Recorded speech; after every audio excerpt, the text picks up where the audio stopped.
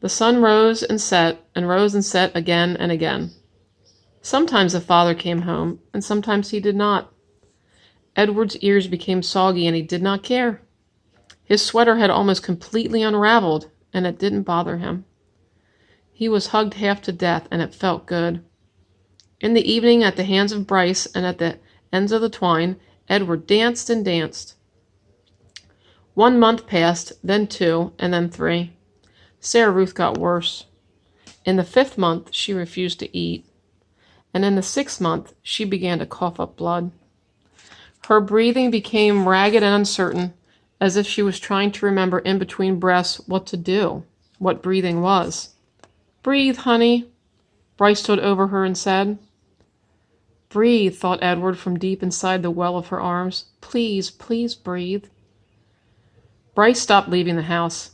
He sat at home all day and held Sarah Ruth in his lap and rocked her back and forth and sang to her. On a bright morning in September, Sarah Ruth stopped breathing.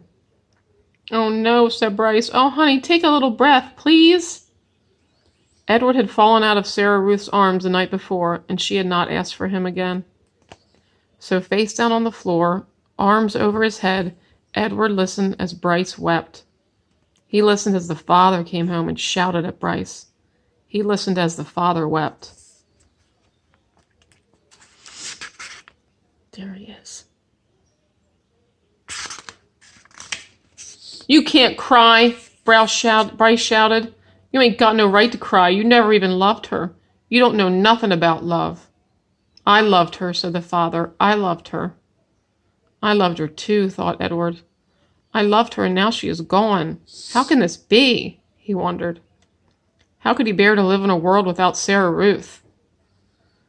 The yelling between the father and son continued, and then there was a terrible moment when the father insisted that Sarah Ruth belonged to him, and that she was his girl, his baby, and that he was taking her to be buried. "She ain't yours," Bryce screamed. "You can't take her. She ain't yours." But the father was bigger and stronger, and he prevailed, which means he won. He wrapped Sarah Ruth in a blanket and carried her away. The small house became very quiet. Edward could hear Bryce moving around, muttering to himself, and then finally the boy picked Edward up. "Come on, Jangles," Bryce said. "We're leaving. We're going to Memphis." You can stop it, yeah.